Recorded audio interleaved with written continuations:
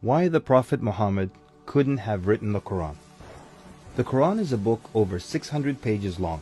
It covers a wide range of topics and was revealed bit by bit over a period of 23 years. So if a man wrote the Quran, we already have a number of problems. If you're going to write a book like the Quran and claim it's from God, you can't make any mistakes. The book can't contradict itself, and you have to keep it consistent as you add to it over a period of 23 years and keep the message consistent. The grammar and style also have to remain the same. If the Quran is not from God, Muhammad would have to write it himself. That means in the middle of the Arabian desert, with no books around and being illiterate, he would have to know law, civil rights law, criminal law, family law, labor law, military law, personal injury law, real estate law, and tax law. He would have to know history. With little to no Christian presence in Mecca, he would have to know the stories and events in the lives of the prophets before him, the history of past nations, Judeo-Christian religious rulings, and he would have to know it well enough to somehow offer additional information and details not found in those books. He would have to know how to develop a nation, how to start a government, know about worship and purification, invent dietary laws, know psychology, about raising children, arbitration, distribution of wealth, finance, and business.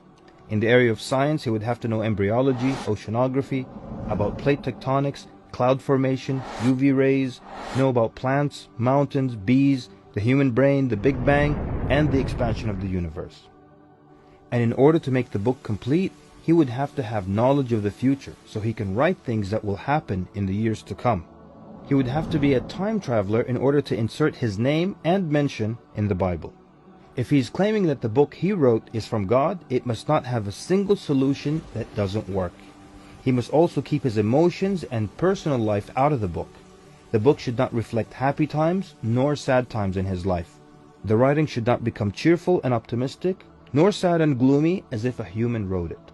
But when you read the Quran cover to cover, you can't sense when his wife died, when his daughters got married, when his grandchildren were born, when he was victorious, and when he was defeated. To anyone who examines the Quran, it becomes perfectly clear that there is no way a man in the desert 1400 years ago could have written such a book. But what if it were a committee of brilliant minds, a secret society that is in charge of correcting, updating, and rewriting the Quran over the years?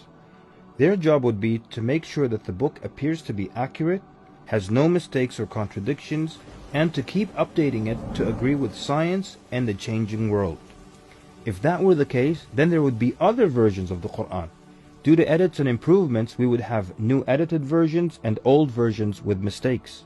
You would be able to detect different writing styles and influences from the different authors. The problem with all of that is, there is only one Quran. So one man didn't write it, and a committee didn't edit it, so where did it come from?